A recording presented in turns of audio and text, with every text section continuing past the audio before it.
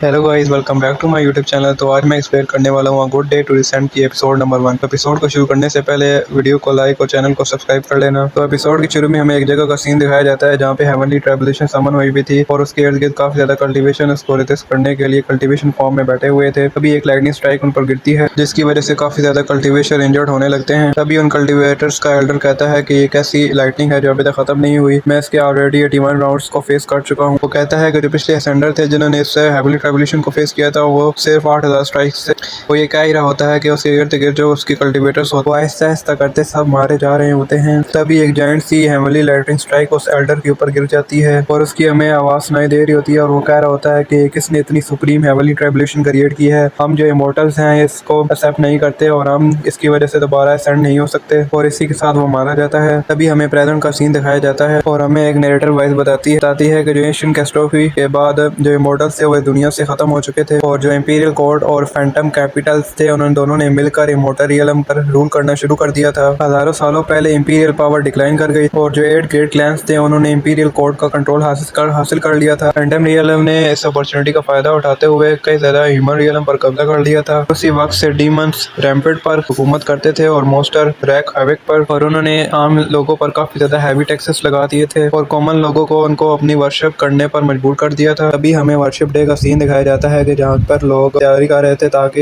यहाँ के जो गॉड्स हैं वो इन पर रहम करें और वो इस साल अपनी फसल को उगा सकें और उसको इस्तेमाल करते हुए अपने लिए खाना खरीद सकें। तभी हमें एक आदमी को दिखाया जाता है कि जो कि लकड़ियाँ बेच रहा होता है जिसका नाम जियांगलू होता है। तभी उसके पास से एक आदमी गुजरता है और वो कहता है कि तुम क्या लकड़ियाँ बेच रहे हो? तभी जियांगलू कहता है हाँ। वो कहता है मैं लकड़ी इसलिए बेच रहा हूँ ताकि मैं लॉर्ड फैंटम के लिए वर्शिप के लिए कुछ चीजें खरीद सकूं और दुआ करूं ताकि बारिश हो सके। तभी उसके सामने एक भूखा कुत्ता और उसके बच्चा आ जाता है और उसके हाथ में एक खाने का टुकड़ा होता है तो वो उसको कुत्ते को दे देता है। तभी हमें जंगल का सीन दिखाया जाता है जहाँ पर जानवर भाग रहे होते हैं। तभी उस जंगल में से एक मॉन्स्टर एक बाजार में घुस जाता है और तबाही मचाने लगता है और सब लोगों को मारने लगता है और सब लोग भागने लगते हैं। वो मॉन्स्टर दरअसल एक बड़ा सा स्नेक होता है। तभी हमें एक बच्चे को दिखाया जाता है जो कि रो रहा होता है। तभी एक आदमी उसको उठाकर भागने लगता है और वो कह रहा होता है कि तुम स्नेक। तभी हमें स्टोरी के मेन हीरो को दिखाया जाता है जो आते ही कहता है कि कीड़े स्नेक तुम हिम्मत भी मत करना किसी को हर्ट करने के लिए। हमारे हीरो का नाम सूलिंग है। सूलिंग आते ही हवा में जंप करता है और एक जबरदस्त लात उसके पेट पर मारता है और वो स्नेक जमीन की तरफ नीचे गिर जाता है। तभी सूलिंग उस स्नेक की पूंछ को पकड़ता है और उसको घुमाते हुए जमीन पर मार देता है। स्नेक बोलता है कि कीड़े तुम्हारी हिम्मत कैसे हुई मेरे खाने में दखल अंदाजी करने की, अब मुझे तुम्हें खाकर ही इसका खमियाजा पूरा करना पड़ेगा। तभी वो स्नेक सूलिंग पर हमला करना शुरू कर देता है। तभी सूलिंग उस स्नेक के वीक पॉइंट्स पर हमला करना शुरू कर देता है। पहले तो वो स्नेक की ट्रेल और फिर वो उसके मिड सेक्शन पर हमला करता है, फिर वो उसकी गर्दन पर हमला करता है और फिर वो उसके मुंह पर हमला करता है जिसकी वजह से वो स्नेक जमीन पर गिर जाता है और एक छोटे से स्नेक में बदल जाता है। तभी आसपास खड़े लोग कहते हैं कि जो सूइंग है उसके पास काफी ज्यादा इंप्रेसिव स्किल्स हैं, वो इतने बड़े स्नेक के साथ भी इतनी आसानी से लड़ सकता है। वो लोग कहते हैं कि स्नेक को हंट करने से ही इसका घर चलता है। तभी वो बंदा जिसकी सूइंग ने आज जान बचाई थी वो उसका शुक्रिया अदा करता है और कहता है कि तुमने जो आज मेरे लिए किया है। तभी सूइंग कहता है कि मिस्टर जियांग आप ये मत कहिए, जब यहाँ मैं पहली बार आया था तब यहाँ मेरी किसी ने हेल्प नहीं की थी लेकिन आप ही वो आए थे जिसने मेरी हेल्प की थी, अगर आपने मेरी हेल्प ना की होती तो ये सूइंग कब का मर चुका होता।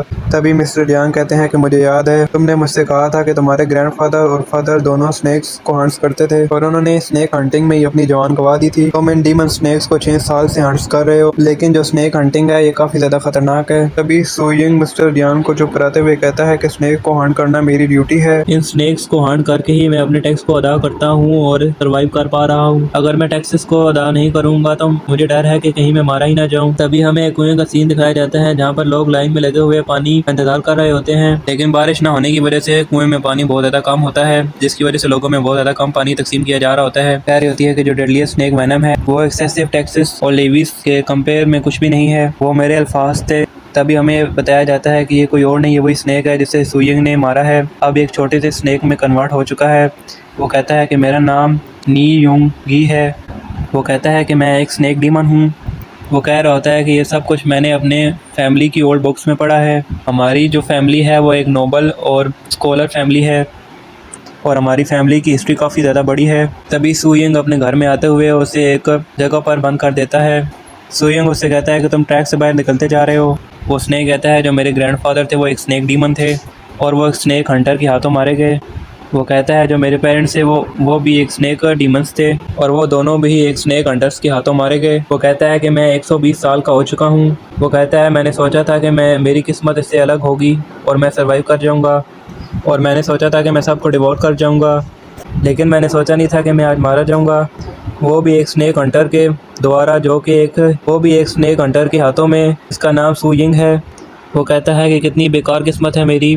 वो स्नेक अपनी बॉडी को ठीक करते हुए कहता है जब वो लड़का मुझे देखने आएगा मैं उस पर अचानक से स्ट्राइक कर दूंगा और उसको एक बड़ा सा बाइट काट लूँगा और उसको मैं उसके ग्रैंडफादर और उसके पेरेंट्स के पास पहुंचा दूंगा। तभी वो जिस डब्बे में कैद होता है उसमें से अपना सिर बाहर निकालता है और सू यिंग को देखता है जो कि कल्टीवेशन फॉर्म में कल्टीवेशन कर रहा होता है। तभी वो घबराते हुए कहता है मुझे तो पता था कि सू यिंग कोई मामूली सा स्नेक हंटर नहीं है, ये तो कल्टीवेशन भी कर सकता है। अभी वो स्नेक कहता है सन एंड मून के एसेंस को अब्जॉर्व करना ये तो डीमंस की कल्टीवेशन टेक्निक है, क्या ये कोई ह्यूमन नहीं है? ये कैसे डीमन की कल्टीवेशन टेक्निक्स को कल्टीवेट कर सकता है? जितनी तेज़ी से ये कल्टीवेट कर रहा है लगता है इसकी की एंड ब्लड मेरे से भी ज़्यादा फास्टर हैं। ये कैसे पॉसिबल हो सकता है? आखिर ये सू यिंग है कौन? जैसे ही सू यिंग अपनी आंखें खोलता है वो स्नेक डर के मारे उस डब्बे में दोबारा चला जाता है। तभी मिस्टर जियांग सू यिंग के घर के बाहर आते हैं। सू यिंग अपना घर का दरवाज़ा खोलता है और कहता है मिस्टर जियांग। तभी सू यिंग के घर का दरवाज़ा मिस्टर जियांग पर गिरने वाला होता है, लेकिन सू यिंग उसे पकड़ लेता है और उसे साइड पर रख देता है। तभी सू यिंग मिस्टर जियांग को अपने घर में बुलाता है और कहता है आइए बैठते हैं। तभी मिस्टर जियांग कहते हैं इसकी ज़रूरत नहीं, मैं तुमसे पूछने आया था कि क्या तुम वर्शिप सेरेमनी को अटेंड करोगे? सू यिंग कहता है वर्शिप सेरेमनी? वो कहता है मिस्टर जियांग मेरी तरफ देखिए, मैं एक गंदा गरीब आदमी हूँ, मेरे पास कुछ भी नहीं है कि मैं उन बोर्ड्स को कुछ ऑफर कर सकूं। तभी मिस्टर जियांग उसके मुंह को बंद करते हुए कहते हैं इसको दोबारा मत बोलना। मिस्टर जियांग कहते हैं कि उनके सामने बो डाउन करना और उनको रिस्पेक्ट करना ये हमारी जिम्मेदारी है, भूल जाओ और इसे दोबारा मत बोलना। तभी सू यिंग कहता है कि इससे अच्छा मैं वहाँ पे जाता ही नहीं हूँ और लॉर्ड ऑफ फैंटम को बोधर ही नहीं करता।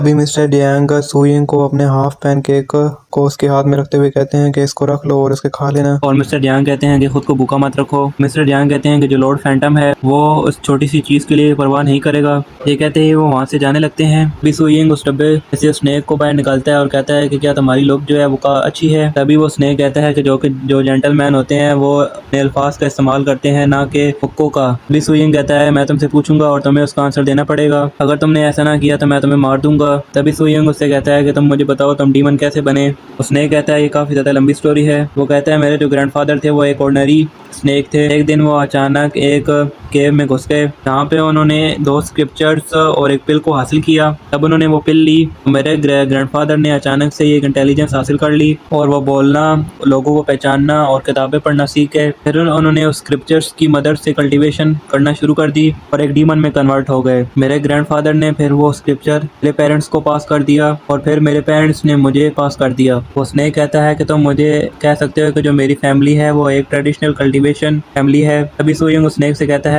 मुझे वो स्क्रिप्चर दिखाओ। तभी वो स्नेक उस स्क्रिप्चर को अपने मुंह से निकालते हुए कहता है ये लो। सू यिंग उसे पढ़ते हुए कहता है ये तो ग्रेट सन गाइडिंग टेक्निक है। तभी वो स्नेक को फेंकते हुए आगे बढ़ता है और स्क्रिप्चर को रीड करना शुरू करता है। सू यिंग उस स्नेक से कहता है तुम एक स्नेक को बगैर पाँव के और बगैर हाथों के, लेकिन तुम फिश टेक्निक को कैसे प्रैक्टिस कर पा रहे हो? तभी वो स्नेक कहता है मैं लकी हूँ कि जो किसी भी चीज़ को कल्टीवेट कर सकता हूँ, मेरे पास कोई राइड नहीं है चूज करने के लिए। तभी सू यिंग स्क्रिप्चर्स को पढ़ते हुए कहता है ये तो ग्रेट सन गाइडिंग टेक्निक है जो कि टाइयो गाइडिंग टेक्निक की तरह है जिसे मैंने कल्टीवेट किया है, लेकिन ये काफ़ी ज़्यादा स्ट्रेंज और फैमिलियर क्यों है? तभी सू यिंग कहता है जैसे कि मैंने एक्सपेक्ट किया था, ये सिर्फ गैदरिंग स्टेज टेक्निक है। तभी वो स्नेक कहता है तुमने क्या कहा? तभी वो स्नेक को कुछ टेक्निक्स दिखाता है। वो स्नेक कहता है ये तो डीमंस की कल्टीवेशन टेक्निक्स हैं। तभी सू यिंग कहता है तुम्हें क्या लगता है सिर्फ मैं स्नेक डीमंस को हंट करता हूँ? सू यिंग कहता है मैंने हर किस्म के डीमन को कैप्चर कर रखा है और उन सब की कल्टीवेशन टेक्निक्स की गैदरिंग स्टेज पर ख़त्म होती हैं और उनके पास कोई आगे कल्टीवेशन टेक्निक नहीं होती।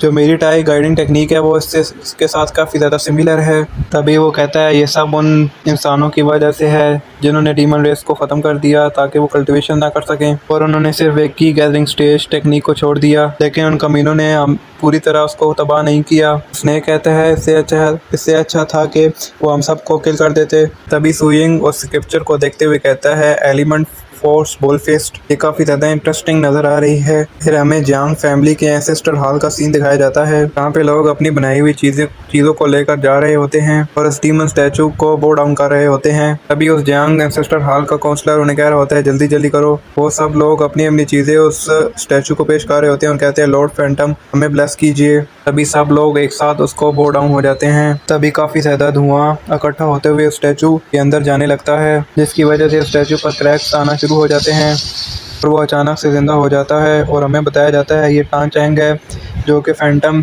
जियांग विलेज का लॉर्ड स्टैचू है। तभी वो लोगों के पेश किए हुए चीज़ों में से गोश्त का टुकड़ा उठाता है और उसे खाना शुरू कर देता है। तभी वो एक बंदे को पीछे उठाकर मारता है और कहता है मैंने सिर्फ दो ही मील खाई हैं, तुम्हारी तरफ से हर महीने सिर्फ 2 मील सी मुझे मिलती हैं, जो कि मेरे लिए काफ़ी नहीं है। क्या तुम जियांग विलेज के लोग एक खुशहाल वेदर नहीं चाहते और अपनी फसलों को बर्बाद करना चाहते हो? तभी वो लोग बो डाउन करते हुए अपना सर ज़मीन पर मारते हुए उससे मर्सी मांग रहे होते हैं। तभी वो काउंसलर एक बड़ी सी लिस्ट को उठाते हुए उस डीमन को दिखा रहा होता है, जो कहता है ये लिस्ट उन तमाम घरों के लोगों की है जिन्होंने इस रिचुअल में आपको कुछ न कुछ पेश किया है। और उस लॉर्ड से कहता है आप इसको देखिए।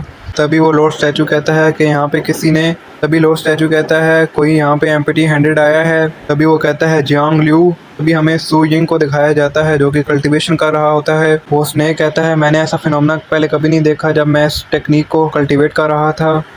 तभी सुयिंग कहता है जो एलिमेंट बुल फोर्स फिस्ट है ये काफ़ी सूटेबल है मेरी कल्टीवेशन के लिए। मैंने सुना है कि जो जियांग लू है उसने वॉरशिप के लिए कुछ भी प्रेजेंट नहीं किया है। तभी हमें 2 औरतों को दिखाया जाता है जो कि बोल रही होती हैं कि जो जियांग लू है उसने वॉरशिप के लिए कुछ भी ऑफर नहीं किया है। तभी उनमें से एक औरत कहती है कि मैं तुम्हें बता रही हूँ वो लोग उसकी जो फैमिली है वो काफ़ी ज़्यादा पुअर है और वो खाने को भी अफोर्ड नहीं कर सकते। वो कैसे वॉरशिप के लिए पैसे इकट्ठे कर सकता है और उसके पास कैसे पैसे हो सकते हैं कि वो वॉरशिप के लिए कुछ खरीद सके।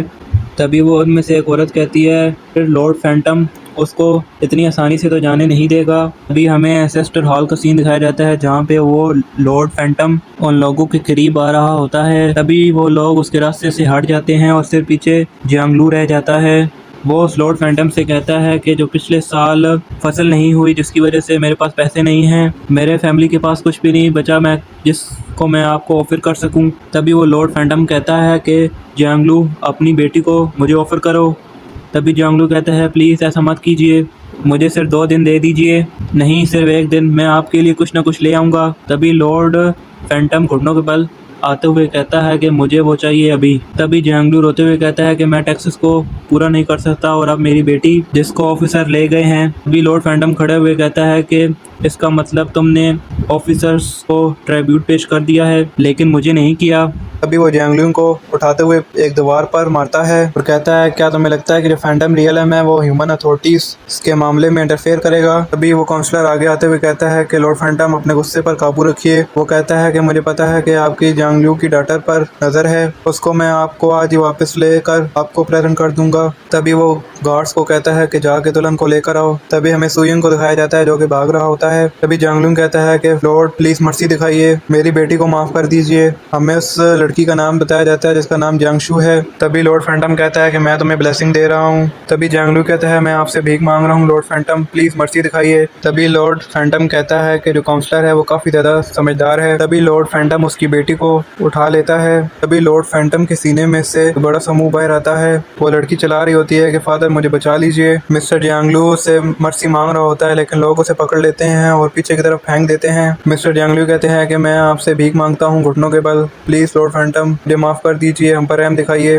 भी लॉर्ड फैंटम कहता है कि जो आज मेरे लिए कुछ नहीं लाए वो सिर्फ थ्री फिंगर रेनफॉल को रिसीव करेंगे उनकी जमीनों पर हर साल। तभी लॉर्ड फैंटम मिस्टर जियांग लू को कहता है कि तुम्हारी जो बेटी है वो काउंसलर की तरफ से मुझे ऑफर की गई है, इसमें तुम्हारा कोई मामला नहीं है, तुम्हारी जमीन पर बारिश का एक कतरा भी नहीं बरसेगा, तुम प्यास से मरना डिजर्व करते हो। भी वो जाते हुए कहता है अब मुझे अपनी मैरिज को कंज्यूमेट करना होगा, तुम लोग को इंतजार करने की जरूरत नहीं है रात तक। तभी काउंसलर कहता है लॉर्ड फैंटम आप बिल्कुल सही कह रहे हो। वो लोगों से कहता है तुम लोग यहाँ पे चले जाओ और लॉर्ड फैंटम के प्लेयर को रियून मत करना। मिस्टर जियांग लू कहते हैं कि अब मैं कैसे जिंदा रहूंगा। तभी सुयिंग एंसेस्टर हॉल की तरफ बढ़ते हुए कहता है लॉर्ड फैंटम मिस्टर जियांग की तरफ से मैं आपके लिए कुछ लाया हूँ। जैसे ही सुयिंग दरवाजा खोलता है वो देखता है कि मिस्टर जियांग एक पिलर के सामने मर चुके हैं, उन्होंने खुदकुशी कर ली है। तभी उस एंसेस्टर हॉल में मौजूद सब लोग सुयिंग की तरफ देख रहे होते हैं। तभी लॉर्ड फैंटम कहता है कि इसको क्लीन कर दो, इस जगह पे सफाई होनी चाहिए। तभी लॉर्ड फैंटम कहता है कि इस मुर्दे को बाहर फेंको और यहाँ पर सफाई करो, तो मेरे आराम में दखल अंदाजी नहीं होनी चाहिए। तभी वो काउंसलर कहता है हाँ हाँ बिल्कुल। भी वो सुइंग से कहता है इस मरे हुए आदमी को बाहर ले जाओ, जल्दी करो। तभी वो कहता है कि तुम छोटे कीड़े,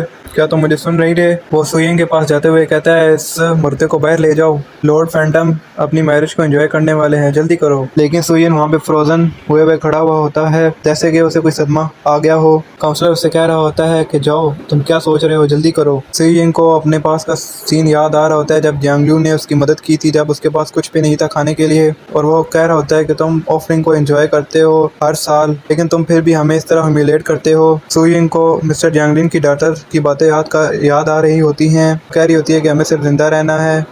तभी हमें काउंसलर की आवाज़ नहीं देती है जो सुइंग से कह रहा होता है कि क्या तुम्हें सुनाई दे रहा है, क्या तुम जीना नहीं चाहते? तभी सुइंग कहता है अगर यही मामला है तो तुम लॉर्ड फैंटम पीपल की ऑफरिंग को रिसीव करना डिजर्व नहीं करते। तभी सुइंग उस काउंसलर को गर्दन से पकड़ लेता है और उसको वहीं पे मार देता है। सभी लोग चला के कह रहे होते हैं कि सुइंग ने किसी को मार दिया है, और वो लोग सब वहाँ से भागने लगते हैं। सुइंग कहता है मैंने एक ह्यूमन को मार दिया है, लेकिन मैं ह्यूमंस को मारना नहीं चाहता। वो कहता है आखिर मैं किसको मारना चाहता हूँ? तभी उसकी नज़र लॉर्ड फैंटम पे जाती है और वो कहता है हाँ तुम्हें। तभी Lord Phantom mister Jiang Liu की डॉटर को साइड पर फेंक देता है और कहता है ये मर्डरस इंटेंट। तभी वो एक पिलर को तोड़ते हुए सुइंग की तरफ बढ़ रहा होता है। तभी वो एक लकड़ी को तोड़ते हुए सुइंग की तरफ बढ़ रहा होता है। तभी सुइंग कहता है कि ये किस तरह की तुम्हारी लुक है? तभी वो उस लकड़ी से सुइंग को मारना स्टार्ट कर देता है और सुइंग से कहता है कि एक मामूली से मोटल ने आखिर हिम्मत कैसे की एक डिवाइन पावर से टकराने की? तुम कीड़े जाओ हेल में मरो। इस तरह बोलते हुए वो सुइंग पर हमला करते जा रहा होता है। तभी वो कहता है क्या तुम रेसिस्ट करोगे मेरे सामने? तभी वो सुइंग पर मुक्कों की बरसात करना शुरू कर देता है और उसको हाथ में पकड़े हुए हर पिलर से मारता जा रहा होता है, और जब उसको सब पिलर खत्म हो जाते हैं तो उसे हवा में ले जाकर उसे जमीन में मार देता है। और वो कह रहा होता है कि तुम्हें अपनी लिमिट्स का नहीं पता। वो समझ रहा होता है कि सुइंग मर चुका है। तभी सुइंग उस लॉर्ड फैंटम को कहता है वेट। सुइंग कहता है कि मैं तो तुम्हें काफ़ी ज़्यादा स्ट्रॉन्ग समझता था, लेकिन तुम तो स्ट्रॉन्ग नहीं हो। सुइंग कहता है अब मेरी बारी है, और इसी के साथ हमारी ये एपिसोड यहीं पर ख़त्म हो जाती है। प्लीज़ गाइस इस वीडियो को लाइक कर देना और चैनल को सब्सक्राइब कर देना, क्योंकि इस तरह की वीडियो बनाने में काफ़ी ज़्यादा मेहनत लगती है।